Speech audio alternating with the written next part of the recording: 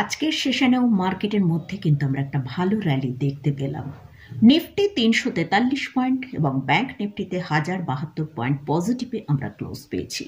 তো Nifty bank Nifty নিয়ে discuss করব, এর সাথে সাথেই দুটো স্টক নিয়ে আলোচনা করব। তাহলে ভিডিওটা শুরু করা যাক। আমি নিরুপমা, শেয়ার শেখো চ্যানেলের পক্ষ থেকে সকল বন্ধুদের স্বাগত জানাই। চ্যানেলে যদি ফার্স্ট টাইম ভিজিট করে থাকেন তাহলে অবশ্যই চ্যানেলটি সাবস্ক্রাইব করে নেবেন আর পাশে থাকা বেল আইকনটা প্রেস করে রাখবেন। আমি ভিডিও আপলোড করার সাথে সাথে আপনাদের কাছে ভিডিওটা পৌঁছে যাবে। আজকে আমরা মার্কেটে শুরুতেই দেখেছি নিফটি একটা গ্যাপ আপ ওপেনিং হয়েছে, যেটা আপনাদের সাথে গতকালের যে সাপ্তাহিক ভিডিওটা করি সেখানে আলোচনা করেছিলাম। তো আজকে যেটা নিফটিতে আমরা দেখলাম 24,253 উপর নিফটি ওপেন হয়েছিল এবং সেখানে সাস্টেন করে ওপরের দিকে 24,351 পর্যন্ত হাই তৈরি করে সেখান থেকে একটা প্রফিট বুকিং এসেছে। ক্লোজিং টাইমে আমরা ক্লোজও পেয়েছি 24,251, অর্থাৎ ওপেনিংয়ের কাছাকাছি কিন্তু আমরা একটা ক্লোজিং পেয়েছি। আর নিফটি আজকে যেটা লো তৈরি করেছে সেটা হচ্ছে 24,135। তো নিফটির জন্য এখন যেটা স্ট্রং সাপোর্টের কাজ করছে, নিফটির মধ্যে আজকে একটা আমরা দেখেছি বেশ বড় রেঞ্জে কাজ হয়েছে। তো নিফটির জন্য এখন যেটা সাপোর্টের কাজ করছে সেটা হচ্ছে 24,075। তো যদি এই 24,075-এর কাছে নিফটি এসে সাপোর্ট নেয় তাহলে কিন্তু নিফটির মধ্যে আমরা ভালো বাই দেখতে পাবো। আর ওপরের দিকে নিফটিকে আমরা 24,275 থেকে 350 এই জায়গা পর্যন্ত কিন্তু নিফটি ওপরের দিকে মুভ করতে পারে। হয়তো নিফটি এখন দু একদিন একটু কনসোলিডেশন ফেজের মধ্যে থাকতে পারে, কারণ আমরা অলরেডি লাস্ট দুদিনে নিফটির মধ্যে প্রায় 800 পয়েন্টেরও বেশি একটা র্যালি নিফটির মধ্যে দেখতে পেয়েছি। তো এবারে আসছি ব্যাংক নিফটি। ব্যাংক নিফটি কিন্তু আজকে যেখানে ক্লোজিং হয়েছে খুব ভালো জায়গাতে ক্লোজিং হয়েছে, যেটা 52,000-এর ওপর ক্লোজিং হয়েছে। 52,207-এ ব্যাংক নিফটি ক্লোজ হয়েছে।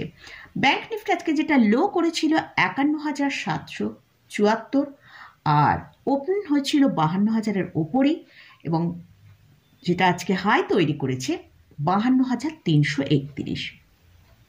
তো ব্যাংক নিফটি একটা রেঞ্জের মধ্যে যে কাজ করছে সেটা হচ্ছে 51,500 থেকে ওপরের দিকে 52,500।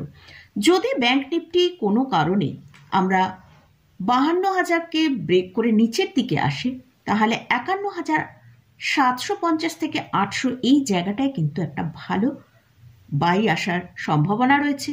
আর ওপরের দিকে আমরা 52,300 থেকে 52,450 এই জায়গায় কিন্তু ব্যাংক নিফটির ভেতরে একটা প্রফিট বুকিং আসতে পারে। তো ব্যাংক নিফটিও যেহেতু এই লাস্ট দুদিনে আমরা ব্যাংক নিফটির ভেতরেও একটা ভালো র্যালি দেখেছি, তো সেক্ষেত্রে হয়তো ব্যাংক নিফটি এবং নিফটি দুটোই একটা রেঞ্জের মধ্যে কাজ করতে পারে। তো সেটা যে রেঞ্জটা বললাম, যে নিফটির ক্ষেত্রে ওপরের দিকে 24,275 থেকে 24,350 এই রেঞ্জের মধ্যে উপরের দিকে কাজ করবে। আর নিচের দিকে 24,075 থেকে 24,125 এই জায়গায় হয়তো নিফটি সাপোর্ট নেই, যদি সেলিংও আসে সাপোর্ট এখানে নিয়ে নিতে পারে।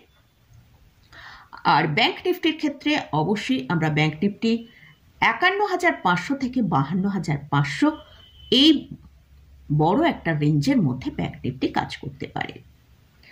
তো এটা গেল নিফটি এবং ব্যাংক নিফটি নিয়ে আলোচনা করলাম। এবারে আসছি দুটো স্টক নিয়ে আলোচনা করব, যে দুটো স্টকে আপনারা আমার ভিউ জানতে চেয়েছেন।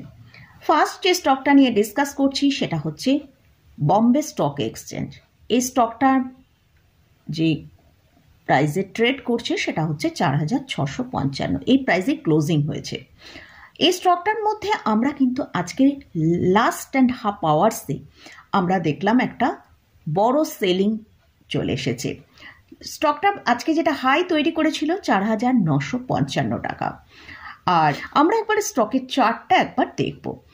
আমরা দেখতে পাচ্ছি স্টকটা এখনো পর্যন্ত যে হাইটা তৈরি করেছে সেটা হচ্ছে 4,989 টাকা। তারপর আমরা দেখছি স্টকটার ভেতরে একটা ভালো সেলিং এসছিল, সেটা 3,988 পর্যন্ত নিচের দিকে এসে সেখান থেকে আবার স্টকটা কিন্তু ওপরের দিকে মুভ করেছে, যেটা ওপরের দিকে আমরা দেখেছি 4,969 পর্যন্ত হাই তৈরি করেছিল। কিন্তু সেখানেও এসে নতুন করে কোনো ব্রেকআউট দেয়নি, সেখান থেকে আবার সেলিং এসছে, আসার পর 4,447 পর্যন্ত লো করে সেখান থেকে আবার মুভ করেছে এবং আমরা আজকে যেটা দেখলাম তো হাই যেটা তৈরি করলো 4,955, কিন্তু হাই তৈরি করার পর স্টকটার ভেতরে একটা ভালো সেলিং এলো। স্টকটা নিচের দিকে যে ক্লোজিংটা দিয়েছে 4,655 টাকা। তো এই স্টকটা যদি 4,447কে ব্রেক করে নিচের দিকে ট্রেড করতে থাকে তাহলে স্টকটার মধ্যে কিন্তু একটা ভালো সেলিং আসবে এবং নিচের দিকে 4,225 টাকা পর্যন্ত নিচের দিকে আসতে পারে। তো স্টকটা কিন্তু একটা ভালো আপ ট্রেন্ডেই ট্রেড করছে এখনো পর্যন্ত আমরা যেটা দেখছি। তো যেহেতু আজকে স্টকটার ভেতরে একটা ভালো সেলিং এসছে, আমরা লাস্ট হাফে দেখলাম স্টকটার মধ্যে কিন্তু খুব ভালো সেলিং এলো। তো যদি স্টকটা এই 4,447কে ব্রেক করে তাহলে কিন্তু তার যে আপ ট্রেন্ডে চলছিল সেটার মধ্যেও কিছুটা ব্রেক আসতে পারে। তো আমি যে সাপোর্টার কথা বললাম, যদি 4,447কে ব্রেক করে তাহলে নিচের দিকে 4,225 পর্যন্ত চলে আসতে পারে।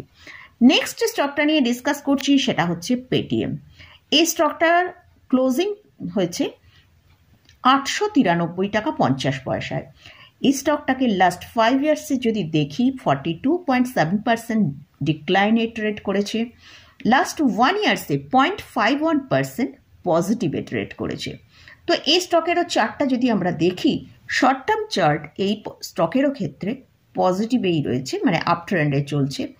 যদি স্টকটা 996 থেকে 1000 এইটার ওপরে মুভ করে সাস্টেন করে ট্রেড করতে পারে তাহলে স্টকটার মধ্যে আমরা একটা আপসাইড দেখতে পারি, যেটা 1150 থেকে 1200 পর্যন্ত যেতে পারে। কিন্তু এই স্টকটা অক্টোবর 2023-এ এই জায়গা থেকেই মানে 998 থেকেই কিন্তু একটা ভালো সেলিং এখানে এসেছিল এবং সেই সেলিংটা আসার পরে আমরা দেখেছি স্টকটার ভেতরে একটা ভালো ক্র্যাশ এসেছিল।